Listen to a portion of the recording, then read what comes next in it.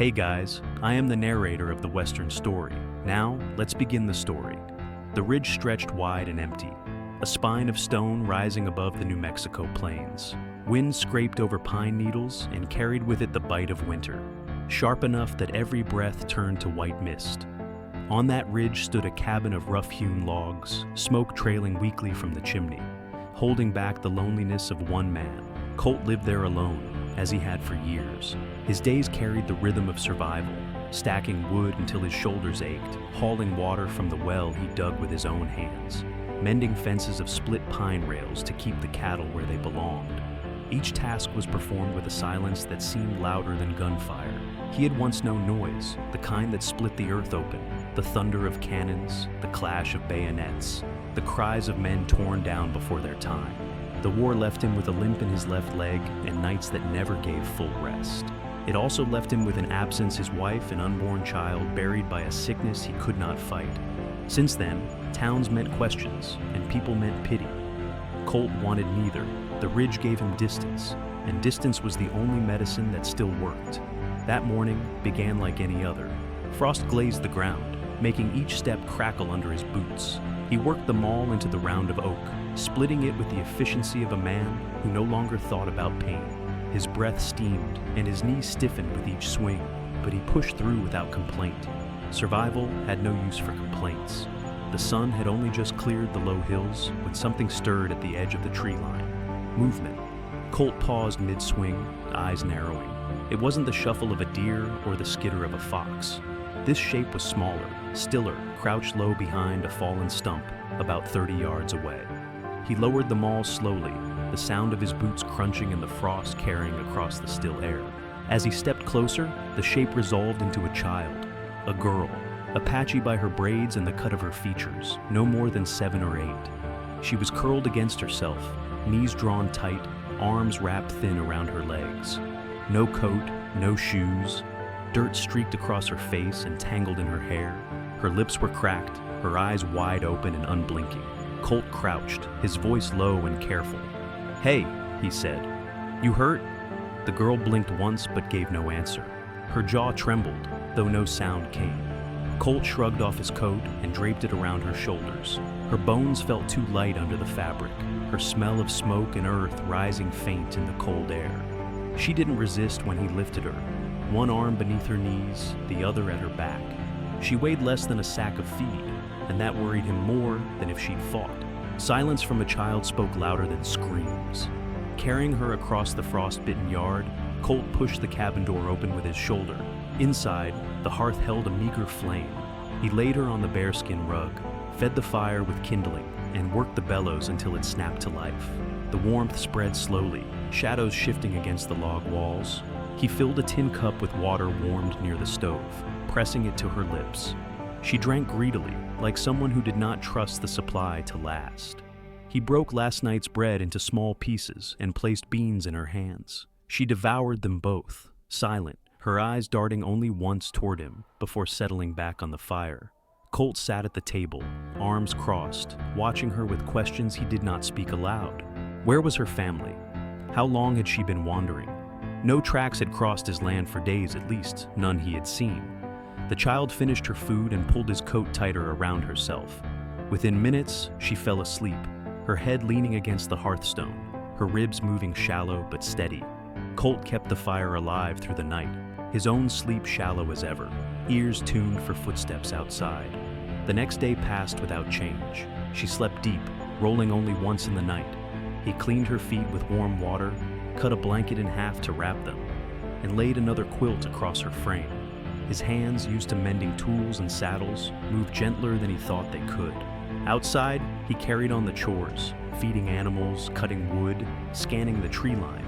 Nothing stirred. By the third day, unease grew heavy in his chest. Children didn't simply appear on ridges, not alone. He was repairing a hinge on the barn door when the dog barked once, then stopped. Colt turned, eyes narrowing at the ridge trail. A figure was approaching alone, moving slowly, one hand pressed against her thigh. Her dress was deerskin, worn and streaked with dirt. The neckline sagged from wear, seams split along her side. Her hair, braided with feathers and beads, swung against her back in thick ropes. She walked barefoot, legs streaked with scratches, and yet her stride held dignity. She stopped only a few yards from the cabin door. Her shoulders rose and fell with each breath, but her eyes stayed fixed. "I look for child," she said softly, her accent heavy. Colt stepped aside, nodding once. She entered without another word. The girl stirred at the sound, eyes opening. A single whisper left her lips, "Mama." The woman dropped to her knees, gathering her daughter into her arms. Fingers combed through tangled hair, lips pressed against the child's forehead. Relief bent her body like a bow. Colt stood in the doorway, silent, watching firelight dance across the reunited pair. At last, the woman looked up. Her eyes were rimmed red, though no tears fell. "My name is Sana," she said, voice steady despite her fatigue. Colt gave a short nod. The name echoed in the small cabin. A note struck and left to hang. He saw the bruises on her arms, the ribs visible through torn seams, the exhaustion carved into her face. She had been through something too heavy to name. She lowered her gaze, then spoke again, each word deliberate. "I follow Old Way. You fed my daughter. She lives. Now I belong." The room went silent. Colt stared at her, the meaning sinking like a stone through water. Tradition or not, she had brought something into his cabin he hadn't expected. A bond he hadn't asked for. The fire crackled, the wind rattled the shutters, and for the first time in years, Colt realized life on the ridge had changed. The fire filled the cabin with restless light, snapping sparks that rose into the dark rafters. Colt leaned against the table, his broad shoulders still taut with suspicion. Across the room, Sana crouched near her daughter, arms wrapped tight, as if she feared even the walls might reach to take the girl away. When Ayani's breathing finally slowed, slipping into the rhythm of sleep, Sana lifted her gaze. "I am Sana," she said again, steady but soft, as though repeating it might anchor her in this strange cabin. After a pause, she added words that carried the weight of lineage. "Toka is my blood, my mother's father." Colt's eyes narrowed. He remembered the Apache elder's name. Toka was known across these ridges, not for raiding, but for his resolve. Years ago, Colt had glimpsed him from a distance, two men on opposite sides of the same land, neither firing a shot, both understanding something unspoken about survival. Now, the old man's kin was here, her daughter wrapped in Colt's coat, her presence shifting the cabin's silence into something charged. Sana drew in a breath. "I follow the old way. You fed my child, you gave her life. Now, I must give mine." Her voice carried no hesitation, no plea, only the weight of tradition. Colt straightened, jaw tightening. "I don't keep score of debts. You don't owe me." Sana's gaze did not waver. "It is not debt, it is law. Life for life. My daughter lives, so I belong." The words struck like a hammer against iron. Colt had sworn oaths to generals, signed contracts under candlelight, spoken vows before a preacher. But this was different. This was older than any parchment, heavier than any oath he had known. He rubbed a calloused hand across his jaw, choosing each word like placing stones across a river. "You can stay until the weather breaks. No longer. After that, what you choose is yours." Sana bowed her head slightly. Whether in agreement or simply acknowledgement, Colt could not tell. He turned away, doused the lantern, and let the cabin return to firelight. The days that followed built a fragile rhythm. Colt kept to the land. His mornings began with the bite of the axe against frozen logs, the sting of air so cold it cut the lungs. He checked the fences where frost cracked the rails, scattered feed for the horses whose coats bristled against the cold, and hauled buckets of icy water from the trough. Inside, Sana moved with quiet precision. She scrubbed the soot from the hearthstones, patched Ayani's worn dress with thread unraveled from an old flour sack, and stretched every crumb of meal into something warm. Colt noticed how she measured his stores carefully, as though each spoonful was borrowed time she dared not waste. At night, they lived apart though, under the same roof. Colt lay on his bunk, one hand resting near the rifle propped against the wall. Sana slept close to the fire. Ayani nestled against her chest, wrapped in layers of blankets Colt had long stopped using for himself. The sound of their breathing filled the cabin softer than the wind, yet louder than any silence he had known in years. More than once Colt woke with his heart racing, hand gripping the rifle, only to realize the sound that startled him was nothing more than a child shifting in her sleep. He cursed himself for it, then lay awake listening to the quiet pulse of life he hadn't expected to hear again within his walls.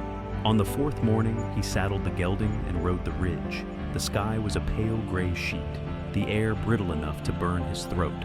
When he returned, he found Sana kneeling by the well, drawing water with his bucket. The rope left welts against her hands, red against the brown of her skin. "You don't have to do that," he said, dismounting. Her lips curved into the faintest suggestion of a smile. "I stay, I work." Colt carried the bucket inside. The smell of beans and smoke drifted from the hearth. She had learned his supplies, portioning carefully, cooking without waste. For a moment he stood in the doorway, watching her stir the pot. It unsettled him. How quickly the image felt natural. That night, after Ayani slept, Colt poured 2 cups of coffee and set one across the table. Sana looked at the cup, then at him, before lifting it. The gesture was simple, but in it lay the first bridge between them. A week passed. The cabin no longer felt invaded, but neither did it feel fully his. Colt told himself each day this was temporary. A woman and child against the storm, nothing more. Yet when he glanced across the room and saw Ayani asleep in safety, when he saw Sana's eyes holding the firelight steady, he wondered if anything about this arrangement was as temporary as he tried to believe. Snow thickened along the ridge, piling in drifts that swallowed fence posts and made every step a test of will. The cold cut sharper than a blade, slipping beneath coats, turning each breath into steam. Nights fell early, the horizon swallowed in gray long before Colt had finished his chores. The land was merciless, a teacher that punished weakness without hesitation. Inside the cabin, life carried a different rhythm.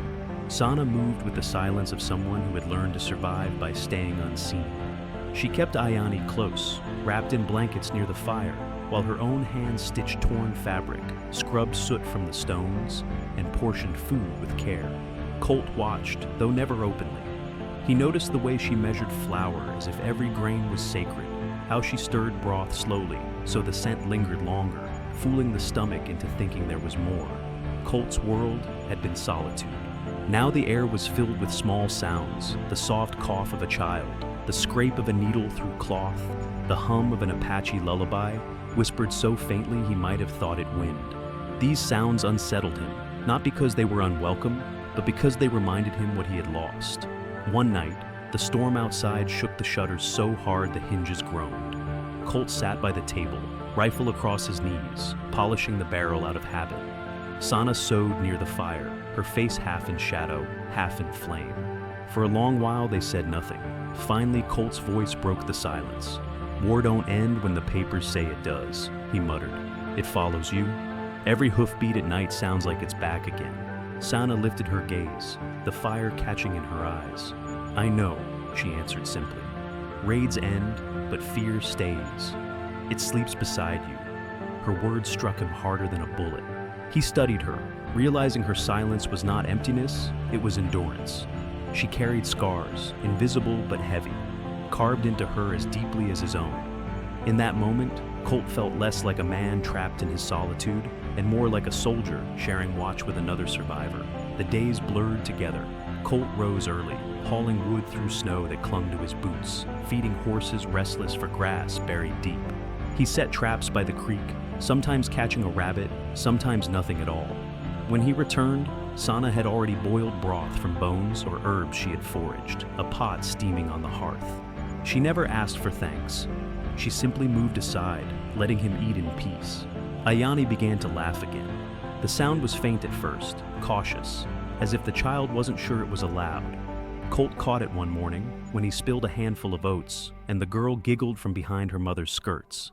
The sound startled him more than gunfire. It had been years since laughter lived in his cabin. Still, the distance remained. Colt slept on his bunk, Sana by the fire. At times, just before dawn, he heard her whisper in her language, words older than the ridge itself. They rose like prayers, or maybe confessions. He never asked what they meant. He only listened, chest tightening with something unnamed. One evening, while snow hammered the roof, Sana stood by the window, shawl loose around her shoulders. The storm howled beyond, but she faced it with steady eyes. Colt added wood to the fire, then asked softly, "You miss your people?" Her lips parted, the answer slow. I miss the sound of many voices, but not the hunger, not the fear. Colt nodded, understanding. He missed the comrades' laughter, but not the mud, not the screams of men dying in his arms. Both of them longed for pieces of the past, but not the whole. Later that night, Sana ladled beans into a bowl and handed it to him without asking. Their hands brushed brief, accidental, but heavy with meaning. Colt held her gaze for a moment longer than before. Outside, the ridge howled. Inside, the silence shifted. It no longer screamed with emptiness. It carried the weight of something waiting, something neither of them dared to name. In the heart of winter, when storms strip a man bare, the smallest gestures can feel like salvation. A bowl of beans, a shared silence, a name spoken aloud. These are the ties that hold when the world outside tries to break you. And Colt began to wonder, not if they would survive the winter, but what kind of life might rise when the snow finally melted. Winter clung stubbornly to the ridge, its grip unyielding.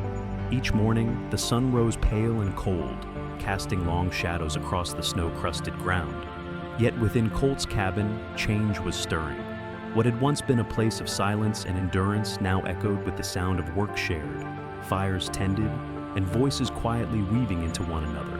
Colt began each day with the axe in hand, splitting logs in the brittle dawn air. His knee burned from old scars, yet when he glanced back at the cabin door and saw Sana carrying water from the well, Ayani trotting at her side, the ache seemed easier to bear. The three of them formed a rhythm, Colt cutting wood, Sana stacking it by the hearth, Ayani gathering kindling with small, eager hands. Meals grew into something more than necessity. Sana stretched their supplies with clever hands, mixing dried beans with herbs she found near the creek even beneath the frost. She baked flatbread on hot stones, and Ayani, impatient as always, tried to flip them only to burn her fingers and laugh. Colt found himself laughing too, a rusty sound, strange to his ears after so long in solitude. Evenings held their own kind of magic. Colt sat at the table, polishing his rifle or sharpening blades, while Sana sewed beside the fire. The firelight threw shadows across her face, outlining the curve of her cheek, the braid resting on her shoulder. Sometimes their eyes met, holding steady for a heartbeat too long before one of them looked away. The silence between them no longer felt empty. It carried weight, promise. One night, Ayani had fallen asleep near the fire, curled beneath Colt's old coat. Sana set her sewing aside, her gaze steady. "Do you dream still?" she asked softly. Colt stilled, the whetstone motionless in his hand. "Dreams come," he admitted after a moment. "Not of battles, but of faces. Men I couldn't bring back." Her eyes did not waver. "Loss does not leave us," she said. "But when two carry it, the burden shifts." He studied her across the fire. "You've carried loss too." Sana nodded slowly. "My sister. My people scattered. Grief is the same in any tongue." For the first time in years, Colt felt the weight of his ghost's lesson, not erased, but shared. The next morning, Colt returned from the barn with something folded carefully in his hands. He placed it on the table in front of her, a dress of pale cotton, worn but whole. "It's yours," he said gruffly. Sana froze, fingertips brushing the fabric as though it might vanish. "Why?" "You deserve better than rags," Colt muttered, shifting his weight. "A woman shouldn't live wrapped only in loss." Her lips parted, and for a moment her composure faltered. "No one has given me such a gift in many winters." Colt's voice came low. "It ain't a gift for debt, it's respect." She lifted her eyes to his, and for the first time her smile broke fully across her face. It wasn't gratitude, it was recognition. That evening, she wore the dress. The pale blue softened her figure, the firelight catching the fabric as she moved. Colt tried not to stare, but his chest tightened with something sharp, something he couldn't name. She noticed. Her chin lifted slightly, not in pride, but in quiet acceptance of the place she now claimed. Later that night, with Ayani asleep, Sana sat close to the fire. She spoke slowly, as though shaping something long held inside. "You gave me respect, but a woman needs more than that to live new. A name to bind her to the choice she makes." Colt leaned back, frowning. "You already got one." She shook her head. "The name I was born with belongs to what came before. My grandfather spoke it, my people carried it. But here, I walk another path." The fire popped between them. Colt studied her a long moment, then said quietly, then you'll be Stay. You stayed when the world pushed you out. You chose to stand, to keep breathing, to keep fighting. That's more than survival. It's a promise. She whispered the word, testing it on her tongue. Stay. Her eyes glistened. Yes, that is the name of one who chooses. Colt gave a small nod. Then, Stay it is. Ayani stirred in her sleep, murmuring softly. And Sana Stay now drew the child closer. For the first time since she had entered his cabin, her shoulders eased as though the name had rooted her.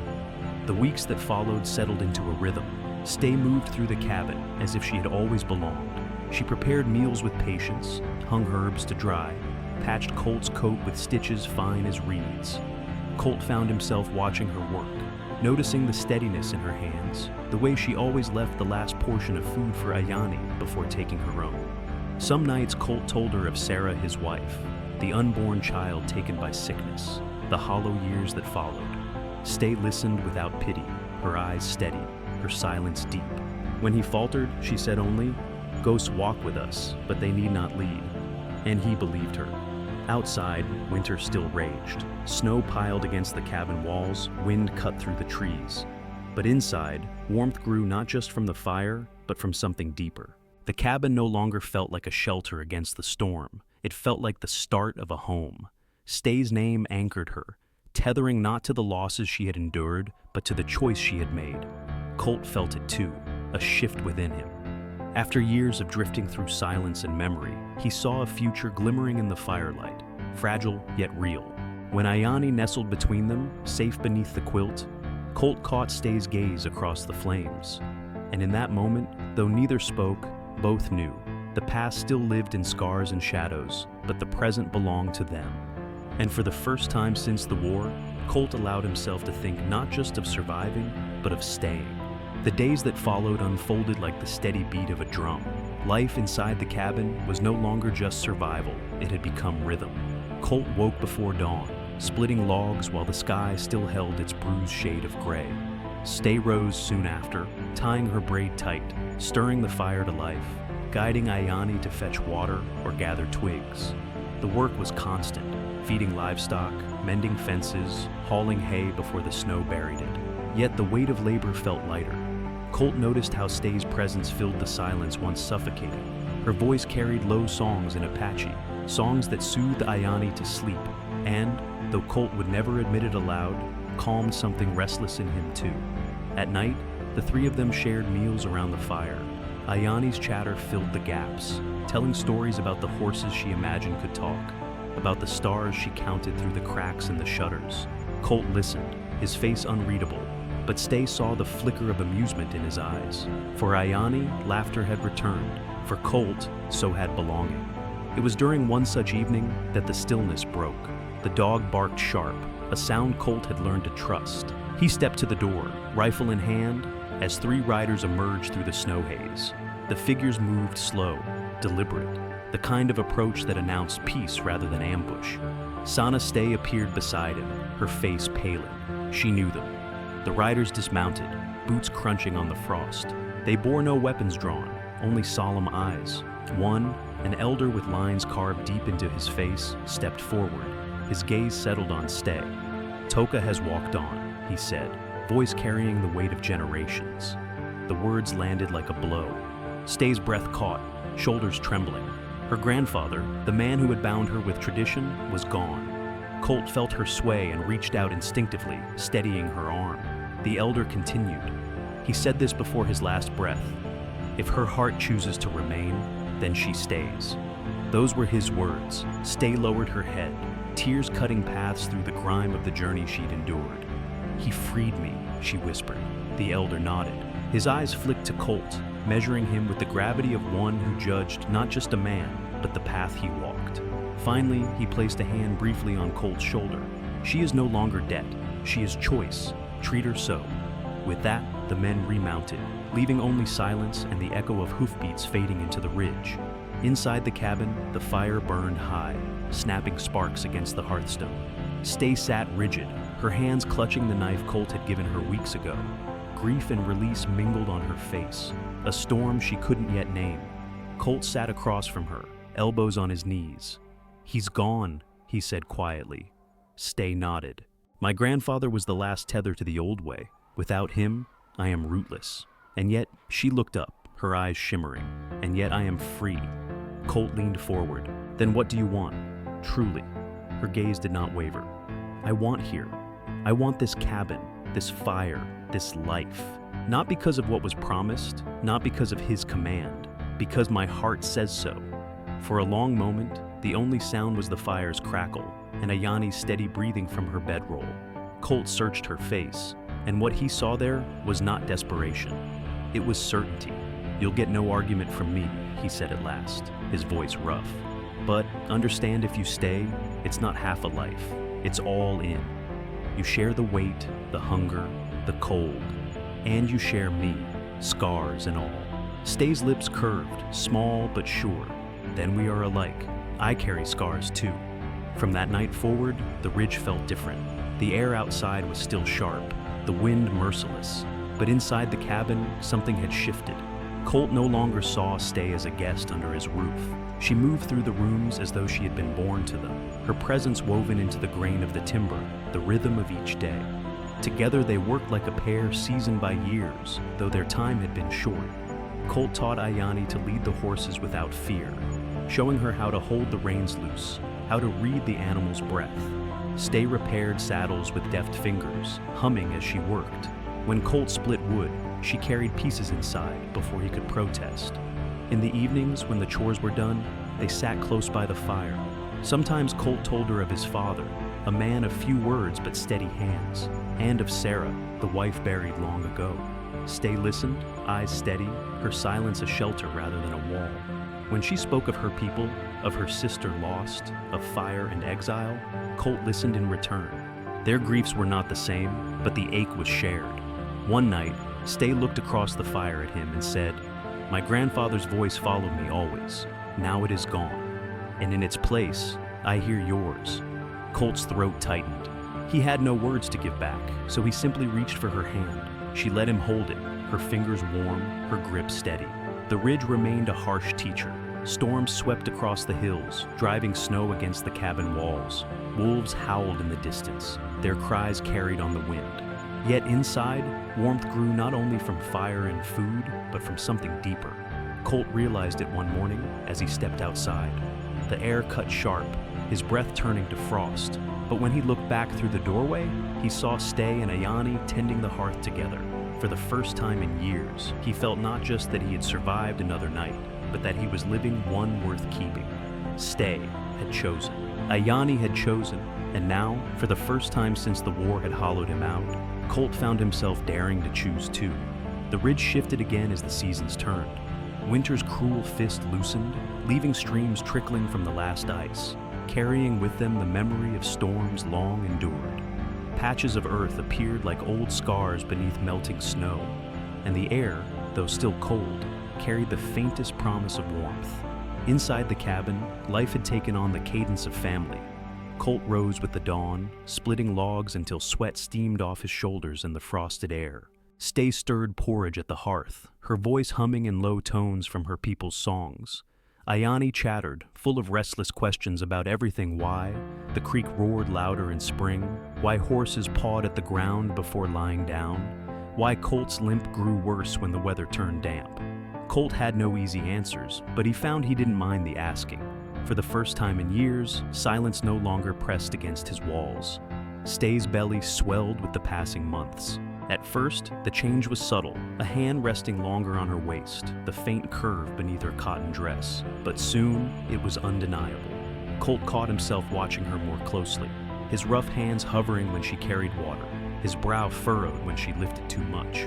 "You look at me like I am glass," she teased one evening, catching him mid-stare. "You're carrying more than yourself," Colt muttered, eyes shifting away. "Can't help it." She smiled faintly, touched his hand, and whispered, "Then carry it with me." Ayani took her new role as elder sister seriously. She followed Stay everywhere, fetching blankets, singing made-up songs to the unborn child. Some nights she pressed her small ear against her mother's stomach and swore she could hear whispers from inside. Colt laughed softly at her insistence, though in truth, the sound pierced him with awe. By early summer, preparations filled every hour. Colt built a cradle from pine boards, carving careful notches and sanding the edges smooth. His hands, more used to rifles and ropes, trembled as he worked. This was no weapon, no tool for survival. It was hope shaped into wood. Stay watched him finish the final piece, her eyes wet. "This is not just a cradle," she said quietly. "It is promise." He set the hammer down and nodded, throat thick. "That's all I know how to give." "It is enough," she replied. Yet shadows still pressed at the edges. Colt sometimes sat on the porch at night, rifle across his knees, staring at the stars. Ghosts whispered from the war, the roar of cannons, the screams of dying men, the silence of Sarah's grave. He wondered if joy like this could truly last, or if the world would once again rip it from him. Stay joined him, shawl wrapped around her shoulders. She sat close, not asking, simply waiting. Finally, she said, "You are afraid joy will leave, as it did before." Colt's jaw tightened. Everything I held slipped away. She touched his scarred hand. "Then, hold differently. Don't grip so hard the past bleeds into the present. Let it rest." Her words lodged in him, and for the first time he believed it might be possible. When supplies dwindled, Colt was forced into town. He saddled the gelding, unease already gnawing his gut. Stay and Ayani watched from the doorway, the wind tugging at their shawls. "Don't linger," Stay said softly. Colt nodded. "I'll be back before sundown." The town had not changed. Men leaned on railings, eyes narrowing as he passed. They saw the fabric in his pack thread, cloth, boots too small for him, and suspicion flickered. Some whispered, others stared. A white man keeping an Apache woman under his roof was fuel for rumor. Colt ignored them, though the weight of their gaze pressed like stone. He traded quick, loaded supplies, and left without lingering. By the time he reached the ridge again, the relief of home nearly buckled him. Stay waited at the door. She took the cloth and boots from his hands without a word, but the look she gave him said everything: gratitude, pride, and the quiet claim of a woman who knew she belonged. As summer deepened, the ridge bloomed wild with flowers. Ayani learned to ride under Colt's careful hand, guiding the mare in slow circles, while Stay clapped from the fence line. At night, they ate by lantern light, laughter echoing off cabin walls that had once known only silence. Colt realized he no longer thought of the cabin as his. It was theirs.